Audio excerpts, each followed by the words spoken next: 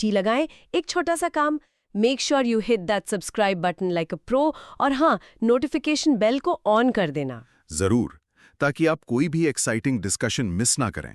तो हमारा सफर शुरू होगा कोलोस्टमी से।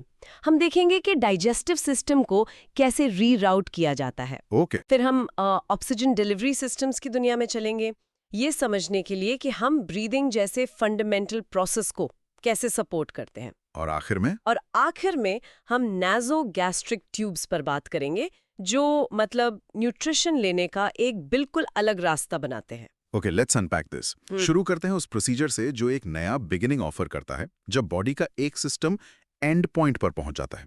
Topic name: colostomy. Broad micro theme: understanding an artificial anus and its management. Right.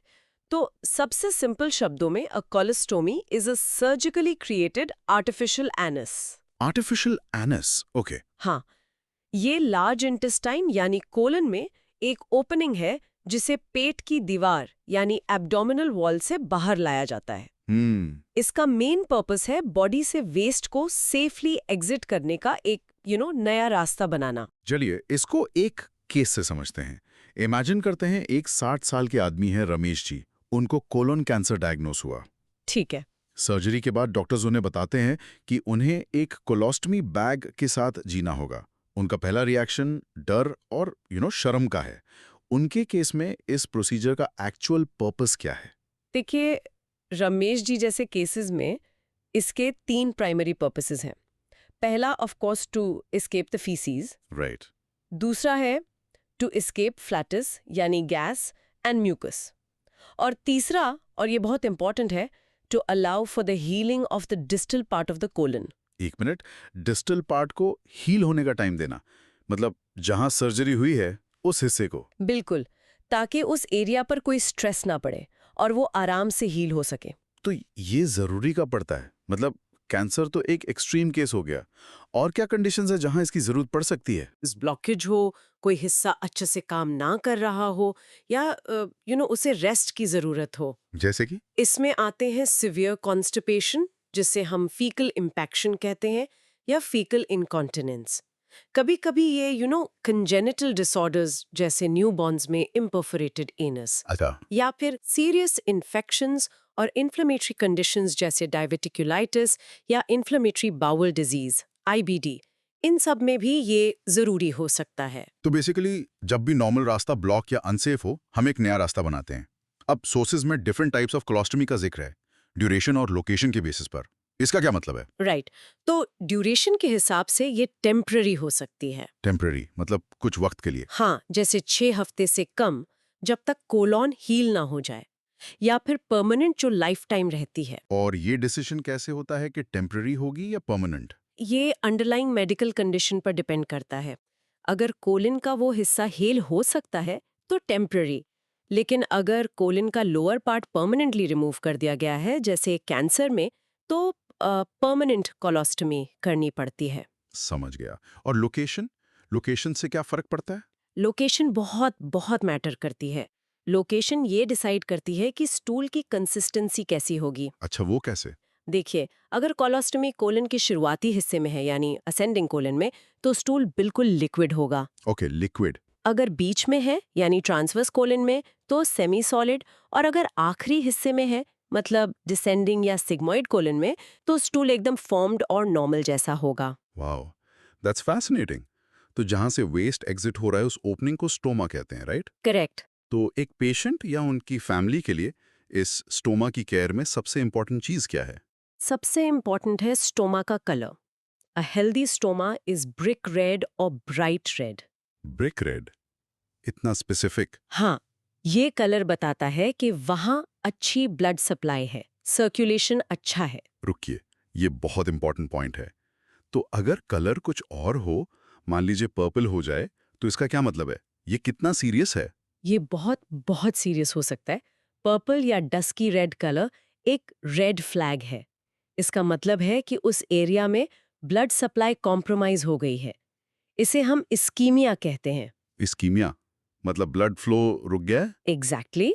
सोचने के लिए इमेजिन एक गार्डन होज जिसे किसी ने पैर से दबा दिया हो, पानी आगे नहीं जा पा रहा। इस्कीमिया बिल्कुल वैसा ही है। स्टोमा तक खून की सप्लाई दब गई है और उसके टिश्यूज ऑक्सीजन के बिना मरने लगते हैं। ये एक मेडिकल इमरजेंसी है। Got it, medical emergency. और बैग मैनेजमेंट के बारे में क्या? वो वेफर जो स्किन पर लगता है और बैग जो चेंज करना पड़ता है। हाँ, तो वेफर जो स्किन पर चिपकता है वो स्टोमा से थोड़ा सा करीब 18 से 16 इंच बड़ा होना चाहिए। ताकि स्किन प्रोटेक्टेड रहे। बिल्कुल, ताकि स्किन पर स्टूल ना लगे। और बैग को तब एम्प्टी करना होता है जब वो 1/3 से हाफ भर जाए। पूरा भरने का वेट नहीं करना। और डाइट में क्या चेंजेस आते हैं? मैंने गैस फॉर्मिंग फूड्स अवॉइड करने के बारे में पढ़ा था, ऐसा क्यों? बहुत अच्छा सवाल। ऐसा इसलिए क्योंकि पेशेंट का फ्लेटस यानी गैस रिलीज पर कोई वॉलेंटरी कंट्रोल नहीं होता, समझे? हाँ, मतलब अगर गैस ज्यादा बनेगी तो कोलोस्टमी बैग एक बलून की तरह फूल जाएगा, इन्फ्लेट हो जाएगा, जो बहुत अनकंफर्टेबल और इनकन्वीनियंट हो सकता है। इसलिए कॉर्न, पॉपकॉर्न, सीड्स और गैस बनाने वाली सब्जियां कम करने की सलाह दी जाती है। राइट। एक और चीज थी, डबल बैरल कोलोस्टमी। उसमें 2 स्टोमास होते हैं। ये थोड़ा कंफ्यूजिंग लगा। एक से फीसेस, दूसरे से सिर्फ mucus. Why is that necessary? ये बहुत अच्छा सवाल है। ये अक्सर टेम्पररी कोलोस्टमीज में होता है। जो पहला स्टोमा है, अप्रॉक्सिमल वन, उससे फीसेस निकलते हैं। ठीक है। जो दूसरा है, डिस्टल वन, उससे सिर्फ म्यूकस निकलता है। इसे म्यूकस फिस्चुला भी कहते हैं। ये इसलिए जरूरी है ताकि कोलोन का वो हिस्सा जो रेस्ट कर रहा है वो एक्टिव रहे। एग्जैक्टली, एक्टिव और हेल्दी रहे। म्यूकस ड्रेन होने से वो श्रिंक नहीं होता और फंक्शन के लिए तैयार रहता है जब कोलोस्टमी रिवर्स की जाती है। ये सुनने में बहुत कॉम्प्लेक्स लगता है। एक पेशेंट इस सब से ओवरवेल्म्ड कैसे नहीं होता? देखिए, ये एक ग्रेजुअल लर्निंग प्रोसेस है। हॉस्पिटल्स में स्टोमा केयर नर्सेज होती हैं जो पेशेंट और फैमिली को ट्रेन करती हैं। सपोर्ट ग्रुप्स होते हैं। The key insight here isn't just about the surgery, it's about empowerment. A colostomy, it's not the end of a normal life. लेकिन नए नॉर्मल की शुरुआत। बिल्कुल, with the right education and management, it's the beginning of a new normal. ये prove करता है कि human body और स्पिरिट कितने अडेप्टेबल है। Now, pause and practice saying this part aloud. A healthy stoma is brick red, and a purple stoma indicates impaired circulation. चलो, इसको बोलने की प्रैक्टिस करो। In short, colostomy digestive system को reroute करने का एक लाइफ सेविंग तरीका है, जिसकी सक्सेस सिर्फ सर्जरी पर नहीं बल्कि पेशेंट की एजुकेशन और सेल्फ केयर पर डिपेंड करती है। अमेजिंग। तो हमने देखा कि कैसे हम डाइजेस्टिव सिस्टम को रीराउट कर सकते हैं, लेकिन क्या होता है जब हमें सबसे फंडामेंटल सिस्टम ब्रीदिंग को सपोर्ट करना हो? चलिए अब इस पर बात करते हैं। Topic name, oxygen cylinders and delivery systems. Broad micro theme, understanding medical gases and hypoxia management. ठीक है, ऑक्सीजन सिलेंडर्स हम सबने देखे हैं, स्पेशली रीसेंट टाइम्स में। ये मोलिब्डेनियम स्टील से बने होते हैं। काफी स्ट्रॉन्ग मटेरियल। बहुत। और इनका कलर कोड यूनिवर्सल है, टॉप वाइट और बॉटम ब्लैक। लेकिन ये सिर्फ ऑक्सीजन के लिए है। मेडिकल फील्ड में और भी गैसेस यूज होती हैं। हाँ। और सबके अपने कलर कोड्स हैं। जैसे? मैंने एक लिस्ट देखी थी, grey for carbon dioxide, French blue for nitrous oxide. ये ट्रिविया जैसा लगता है, पर आई एम गेसिंग इसके पीछे कोई क्रिटिकल रीजन है। These codes are a universal language designed to prevent fatal errors. इसी तरह एक और चीज है, PSSS यानी pin index safety system. Pin index safety system. हाँ, ये इंश्योर करता है कि गलत गैस का सिलेंडर रेगुलेटर में फिट ही ना हो। हर गैस के सिलेंडर का पिन कॉन्फ़िगरेशन अलग होता है। That makes perfect sense. तो हम ऑक्सीजन देते हैं for a condition called hypoxia, यानी जब बॉडी में ऑक्सीजन की कमी हो। इससे डॉक्टर्स असेस कैसे करते हैं? इसके 3 मेन तरीके हैं। पहला है सिंपल ऑब्जर्वेशन। एक बहुत इंपॉर्टेंट चीज जो याद रखनी है, रेस्टलेसनेस यानी बेचैनी हाइपोक्सिया का एक अर्ली साइन है। Early sign. जबकि साइनोसिस यानी स्किन का नीला पड़ना एक लेट साइन है, बहुत देर में दिखता है। तो रेस्टलेसनेस को पहले ही पकड़ना जरूरी है। बिल्कुल। दूसरा तरीका पल्स ऑक्सीमीटर है, जो हमने बहुत देखा है। इसकी सबसे एक्यूरेट रीडिंग ईयर लोब पर क्यों आती है, उंगली पर क्यों नहीं? गुड क्वेश्चन, मैं भी सोच रहा था। The ear lobe is highly vascularised, मतलब वहाँ ब्लड वेसल्स बहुत ज्यादा हैं और सर्कुलेशन कंसिस्टेंट रहता है। इससे एक स्टेबल और एक्यूरेट रीडिंग मिलती है। जबकि उंगली ठंडी होने पर रीडिंग अच्छे से नहीं आती। और तीसरा सबसे इन्वेजिव मेथड है EBG या आर्टेरियल ब्लड गैस एनालिसिस। मैंने पढ़ा कि इससे पहले एलेंस टेस्ट करना जरूरी है। ये टेस्ट क्या है? एलेंस टेस्ट एक सेफ्टी चेक है। एबीजी के लिए हम अक्सर हाथ की रेडियल आर्टरी से ब्लड लेते हैं। रिस्ट के पास जो होती है। हाँ, ये टेस्ट कंफर्म करता है कि अगर रेडियल आर्टरी में कोई प्रॉब्लम आ जाए तो दूसरी आर्टरी यानी अल्नर आर्टरी हाथ को अकेले ब्लड सप्लाई कर सकती है या नहीं।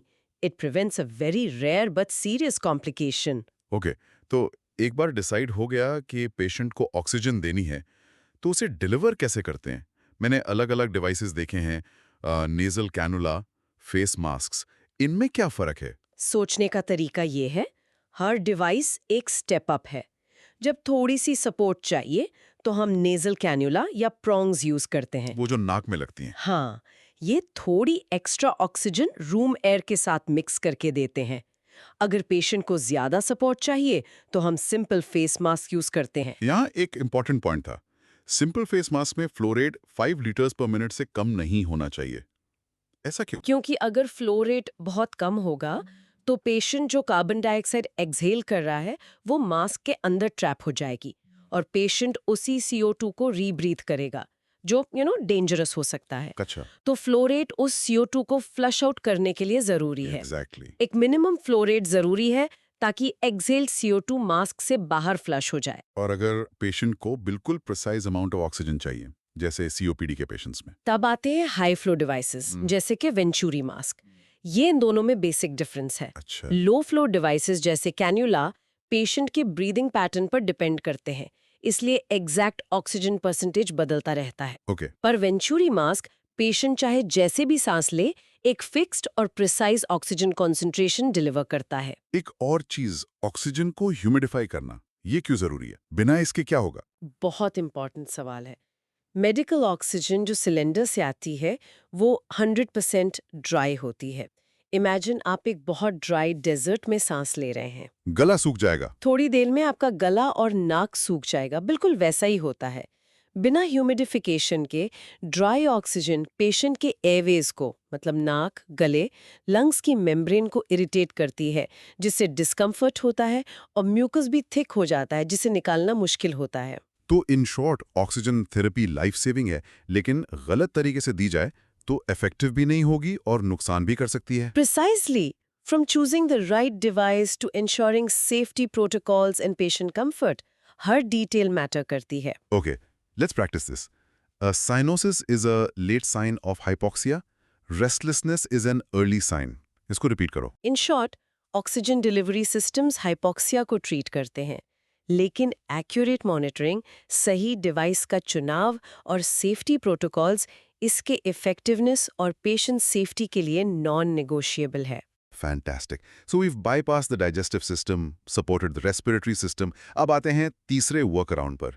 जब पेशेंट खा ही नहीं सकता, तब क्या? Topic name nasogastric tube, broad micro theme, the purpose, placement and care of NG tubes. Right. A nasogastric tube या NG ट्यूब एक फ्लेक्सिबल ट्यूब है जिसे नाक के थ्रू पेट तक यानी स्टमक तक डाला जाता है। Okay. इसके 3 मेन काम हैं। पहला है गवाज यानी फीडिंग, दूसरा है लवाज यानी पेट को वॉश करना जैसे पॉइजनिंग के केस में, और तीसरा है डिकम्प्रेशन, मतलब पेट से एक्स्ट्रा गैस या लिक्विड निकालना। रियल लाइफ एग्जाम्पल देखते हैं। एक अनकॉन्शियस पेशेंट है ICU में, वो खुद से खा पी नहीं सकता, उसको न्यूट्रिशन देने के लिए NG ट्यूब डाली जाती है। लेकिन इसमें सबसे क्रिटिकल स्टेप क्या है? सबसे क्रिटिकल, सबसे इम्पॉर्टेंट और सबसे डेंजरस स्टेप है प्लेसमेंट वेरिफिकेशन। Placement verification? हाँ, ये कंफर्म करना कि ट्यूब पेट में ही है, लंग्स में नहीं। ये इतना क्रिटिकल क्यों है? अगर गलती से NG ट्यूब लंग्स में चली जाए तो क्या होगा? ये एक लाइफ थ्रेटनिंग सिचुएशन है, बहुत डेंजरस। अगर ट्यूब लंग्स में है और उससे फीडिंग शुरू कर दी जाए तो फूड सीधा लंग्स में चला जाएगा। Oh no! इससे एस्पिरेशन न्यूमोनिया होता है जो फेटल हो सकता है। इसलिए प्लेसमेंट चेक करना हर फीडिंग से पहले, मतलब हर बार, पैरामाउंट है। तो चेक करने के मेथड्स क्या हैं? मैंने पढ़ा कि X-ray is the gold standard, सबसे एक्यूरेट। तो हर बार एक्सरे क्यों नहीं करते? आप बिल्कुल सही हैं। एक्सरे सबसे एक्यूरेट है और इनिशियल प्लेसमेंट कंफर्म करने के लिए यूज होता है। लेकिन हर फीडिंग से पहले एक्सरे करना प्रैक्टिकल नहीं है। क्यों? ये कॉस्टली है और पेशेंट को बार बार रेडिएशन एक्सपोजर देता है। इसलिए रूटीन चेक्स के लिए सबसे कॉमन मेथड है एस्पिरेशन ऑफ स्टमक कंटेंट्स। यानी सिरिंज से पेट से थोड़ा फ्लूइड निकालकर चेक करना। यस, हम फ्लूइड निकालकर उसका पीएच चेक करते हैं। पेट का एनवायरनमेंट बहुत एसिडिक होता है, राइट? हाँ, ड्यू टू गैस्ट्रिक एसिड। तो अगर एस्पिरेट का पीएच एसिडिक है, मतलब ट्यूब सही जगह है। एक और मेथड है ऑस्कल्टेशन, जिसमें हम 10 सीसी एयर पुश करके स्टेथोस्कोप से पेट पर वूश साउंड सुनते हैं, लेकिन ये अब उतना रिलायबल नहीं माना जाता। ओके, जब ट्यूब डालते हैं पेशेंट को पानी के सिप्स लेने या स्वलो करने के लिए क्यों कहा जाता है? ये एक ब्रिलियंट फिजियोलॉजिकल ट्रिक है। जब हम कुछ स्वॉलो करते हैं तो हमारे विंड पाइप के ऊपर एक लिड जैसा स्ट्रक्चर होता है, एपिग्लॉटिस। अच्छा। वो बंद हो जाता है। ये ट्यूब को विंड पाइप में जाने से रोकता है और उसे फूड पाइप यानी इसोफेगस की तरफ गाइड करता है। एक और इंटरेस्टिंग पॉइंट था, फीडिंग से पहले आप रेजिडुअल वॉल्यूम चेक करते हैं, यानी पेट में पिछली फीडिंग का कितना कंटेंट बचा है। हाँ, बिल्कुल। अगर ये 100 ml से ज्यादा है तो आप उसे डिस्कार्ड नहीं करते, वापस पेट में डाल देते हैं। ऐसा क्यों? क्योंकि उस फ्लूइड में सिर्फ बचा हुआ फीड नहीं होता, उसमें इंपॉर्टेंट इलेक्ट्रोलाइट्स और गैस्ट्रिक जूसेस भी होते हैं। अगर हम उसे डिस्कार्ड कर देंगे तो पेशेंट में इलेक्ट्रोलाइट इम्बैलेंस हो सकता है। हाँ, अगर रेजिडुअल वॉल्यूम बहुत ज्यादा है तो हम अगली फीड को जरूर होल्ड करते हैं, क्योंकि डाइजेशन स्लो है। एग्जैक्टली। और इसका एक मेजर कॉन्ट्राइंडिकेशन भी है, कोरोसिव पॉइजनिंग। यानी अगर किसी ने एसिड जैसी चीज पी ली हो तो एनजी ट्यूब नहीं डालते। व्हाई? शायद परफोरेशन का रिस्क। बिल्कुल सही, क्योंकि कोरोसिव सब्सटेंस ने ऑलरेडी एसोफेगस और स्टमक की टिश्यूज को बहुत डैमेज कर दिया होता है, उन्हें फ्रैजाइल बना दिया होता है। ऐसे में ट्यूब डालने से परफोरेशन यानी उन टिश्यूज में होल होने का रिस्क बहुत बढ़ जाता है, और वो एक सर्जिकल इमरजेंसी है। सो वंस अगेन, एक सिंपल दिखने वाला प्रोसीजर बहुत सारी न्यूआंसेस और क्रिटिकल सेफ्टी चेक से भरा है। Absolutely. The NG tube is an incredibly useful tool, but its safety and effectiveness depend entirely on correct placement, verification, and meticulous regular care. जरा सी लापरवाही बहुत serious complications create कर सकती है। चलो, practice time. The most accurate method to check NG tube placement is X-ray, but the most common method is aspiration of gastric contents. Repeat करो। In short, NG tube feeding और decompression के लिए एक vital tool है, लेकिन इसकी safety का पूरा दारोमदार सही प्लेसमेंट चेक और कांस्टेंट अटेंटिव केयर पर है। वाओ, आज हमने 3 ऐसे इंटरवेंशंस को समझा जो दिखाते हैं कि जब बॉडी के नेचुरल पाथवेज अच्छे से काम नहीं करते तो मेडिकल साइंस कैसे नए रास्ते बनाता है। अरे वाह। बिल्कुल। चलो एक क्विक रीकैप करते हैं सेंट्रल आइडियाज का। Broad micro theme. Understanding critical medical interventions. Okay. पहला, कोलोस्टमी। हमने देखा कि ये सिर्फ एक सर्जिकल ओपनिंग नहीं है, बल्कि पेशेंट के लिए एक नया नॉर्मल है। इसकी success stoma care, diet management और सबसे बढ़कर पेशेंट एजुकेशन और एम्पावरमेंट पर डिपेंड करती है। बिल्कुल। दूसरा था ऑक्सीजन डिलीवरी। हमने समझा कि oxygen therapy one size fits all नहीं है। सही डिवाइस, फ्लो रेट और सेफ्टी प्रोटोकॉल्स जैसे कलर कोड्स और ह्यूमिडिफिकेशन पेशेंट के आउटकम के लिए क्रिटिकल हैं। It's a game of precision. और आखिर में एनजी ट्यूब। हमने इसके पर्पस को जाना, लेकिन सबसे बड़ा टेक अवे था प्लेसमेंट वेरिफिकेशन का एब्सोल्यूट इंपॉर्टेंस। एक छोटी सी ट्यूब अगर गलत जगह चली जाए तो लाइफ सेविंग से लाइफ थ्रेटनिंग बन सकती है। सुपर्ब। आप सुनने वालों के लिए कुछ फूड फॉर थॉट। छोटा सा 1 मिनट प्रेजेंटेशन तैयार करें। इमेजिन आप एक न्यू नर्स को समझा रहे हैं कि एनजी ट्यूब फीड देने से पहले प्लेसमेंट चेक करने के स्टेप्स क्या हैं और सबसे कॉमन मेथड करके दिखा रहे हैं। Rehearse presenting this out loud. Awesome. ये सच में एक ऐसी चर्चा थी जो मेडिकल साइंस के प्रैक्टिकल ह्यूमन साइड को दिखाती है। अगर आपको आज की एक गहरी चर्चा पसंद आई तो हमें कमेंट सेक्शन में जरूर बताएं, और हाँ, चैनल को सब्सक्राइब करना मत भूलना। हम मिलेंगे अगली बार एक नए टॉपिक और नई गहराइयों के साथ। तब तक सोचते रहिए, सीखते रहिए।